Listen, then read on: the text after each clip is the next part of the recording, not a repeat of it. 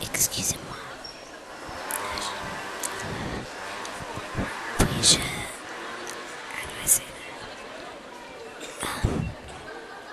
Puis-je m'asseoir?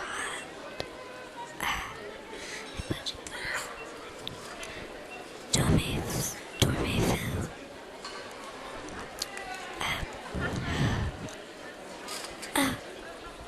Parlez-vous anglais? Oh, you speak English? Oh, you're American too. Well, I just hit the champagne part. I was wondering if I could sit down here too. Oh, really? Well, thanks.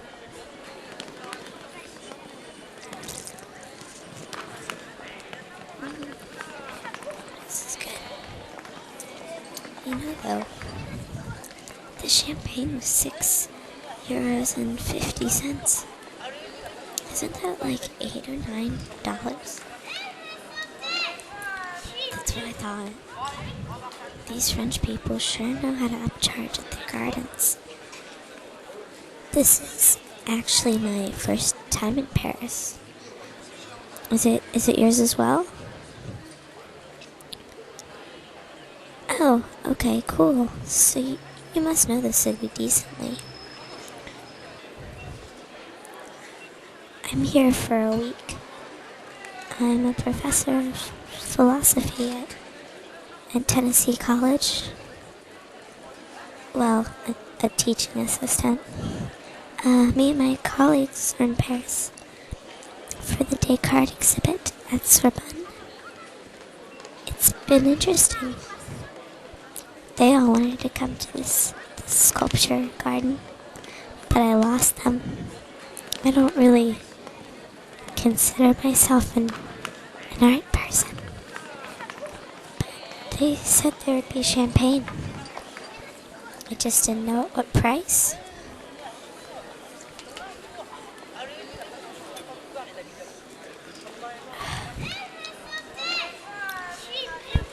Hey, did you get one of those pamphlets for the garden? Can I see it? Cool, thanks.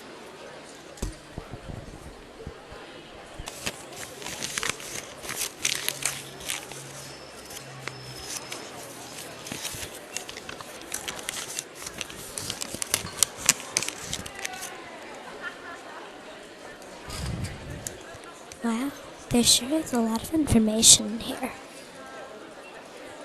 Have you read any of it yet? You know, I can read it out. Be like a little audiobook or audio guide for the museum. But there's a lot. Okay. It says, François Auguste René Rodin was born on the 12th of November, 1840. The second child of Jean-Baptiste Rodin and Mary Schaeffer. Auguste was a shy child and extremely nearsighted. This condition would define much of his early life, and because of it, Auguste Rodin failed to excel in academia. However, he immediately found a passion for drawing and had his first art lesson at the age of 10. By 1851, in an attempt to help his son, Jean-Baptiste Rodin sent Auguste to a boarding school run by his uncle in Beauvais. After 3 years, the young Rodin still struggled with reading and writing, and instead enrolled at the École Impériale de Dessin in Paris. This art and crafts school was government funded and often known as the Petite École, or small school. At this time, Auguste Rodin also visited museums and Gobelin tapestry workshops, where he studied drawing ancient sculpture. Here he tried working with clay for the first time and found himself to be adept at modeling. And by the age of 17, he had won 2 prizes. However, Rodin still struggled for academic acceptance and applied 3 times to the prestigious École des Beaux-Arts, only to be rejected each time. By 1858, Auguste Rodin had begun to work commercially in order to help support his family. As many of the parks and courtyards of Paris were being transformed with monumental sculptures, Rodin had no problem finding work in the busy sculpture workshops. Rodin's art career halted briefly in 1862 with the tragic death of his younger sister. Rodin was so grief-stricken that he joined the Catholic order, but was later encouraged to pursue art once again by Father Aymard, founder of the Holy Sacrament, who saw that life in the church was not for Auguste. At this time, Rodin also met the woman he would spend the rest of his life with, although the pair did not marry until a year before they died. Rose Beuret was a model who was extremely devoted to the artist throughout her life. In 1866, she gave birth to Rodin's only child, a son, although Auguste Rodin never formally acknowledged his paternity. The Franco-Prussian War broke out in 1870, and Rodin was drafted into the army. This enlistment was short-lived, however, when the 33-year-old was discharged due to a sight defect. Without work, Auguste Rodin took a job with one of the commercial sculptors he had worked with for several years before, by the name of Albert Ernest Carrier-Belleuse. When his work called him to Brussels, Rodin left his mistress and young son and moved out of Paris for 6 years. Rodin was extremely creative in Brussels, even holding his first solo exhibit as a sculptor. After a trip to Italy and his return to Paris in 1875, Rodin began experimenting with large-scale sculptures inspired by the ancient models he had seen in Rome. In order to submit once again to the Paris Salon, Rodin used Auguste Niet, a soldier, as his model for his first life-size nude. The sculpture was named The Vanquish, but it came under great criticism in Brussels for being so realistic, and many critics believed that the artist had simply taken a cast of the human body.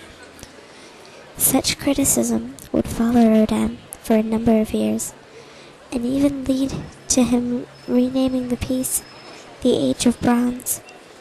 But this did not remove the stigma, although the artist did receive praise for the piece's beauty at an exhibition in Paris. In 1880, Rodin received his first commission for a public sculpture from the French Ministry of Fine Arts. The commission was to produce an entrance for a new museum of decorative arts, which was going to be built by the ministry. For this, Rodin produced The Gates of Hell and took inspiration from Dante's Divine Comedy, which was fashionably at the end of the 19th century. Unfortunately, by the end of the decade, the idea for the Museum of Decorative Arts had been scrapped, but the artist continued to work on the gates of hell for the rest of his life. It was also during this period of Auguste Rodin's life that he began to find critical success modeling portrait busts for Paris society. Many times such works were given as gifts of friendship by Rodin. Work was so abundant that Rodin was able to hire assistants, several with very specific jobs.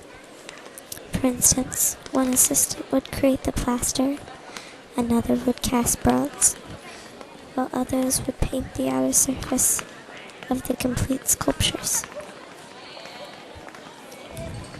Rodin met Camille Claudel while teaching a sculpture class for women, and he soon fell in love with the captivating 19-year-old who shared many of his passions and was a talented sculptor herself.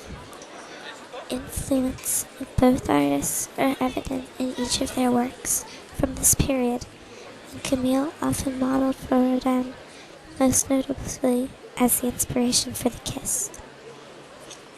While Rodin and Claudel became intense lovers, she eventually ended their relationship in 1898, as he would not leave his long-time companion, Rose Buret. One of Rodin's most experimental works was commissioned by the city of Calais in 1884 in order to commemorate the war hero Eustache de Saint-Pierre. Rodin became deeply involved in researching the story and completed the commission, including 6 life-size men, for a reasonable sum. This is yet another example of Rodin's commissioners disbanding and the work being finished by the artist for his own pleasure. The sculpture was eventually exhibited at a joint show Rodin held with the Impressionist painter Claude Monet in 1889. Hey, I think you fell asleep again. Hey.